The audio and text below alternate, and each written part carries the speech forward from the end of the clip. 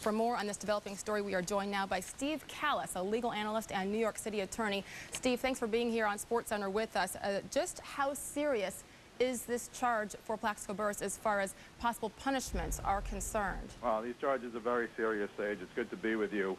What's happened in New York is 2 years ago what he did was a Class D felony, and that could be pleaded down to a misdemeanor and possible probation. Because of what was happening, and with the help of Mayor Bloomberg, it was raised 2 years ago to a Class C felony, and that means you're going to do a minimum of 3.5 years in jail if you're convicted on that offense. What that gives the prosecutors is some ability to plead it down to a Class D felony.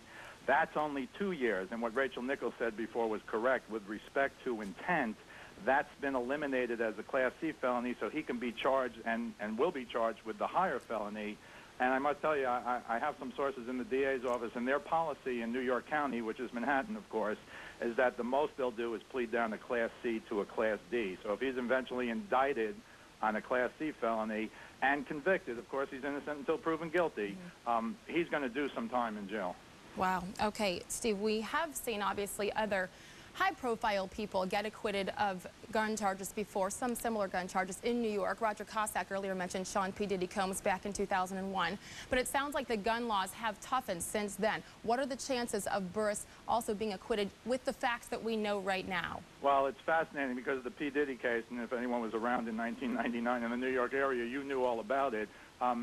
In that case, 3 people actually testified that they saw P. Diddy with a gun in a club. One person actually said he shot the gun.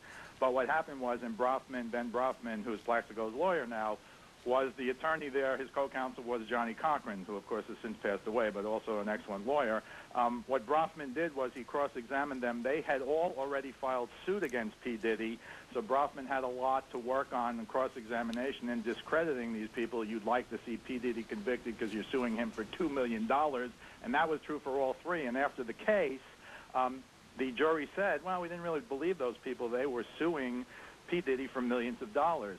Here, as you know, based on the reports we've heard, there's going to be the security guards who were at the club. They knew he had a gun. There's going to be Antonio Pierce, who's in a tough spot. He knew Burress had a gun at some point.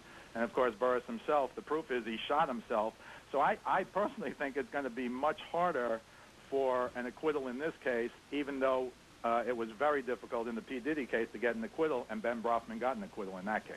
Steve Kallas, legal analyst and New York City attorney, with very interesting perspective on what's going on right now with Plaxico Burress. Steve, thank you very much for joining us here on SportsCenter. Thank you, Sage.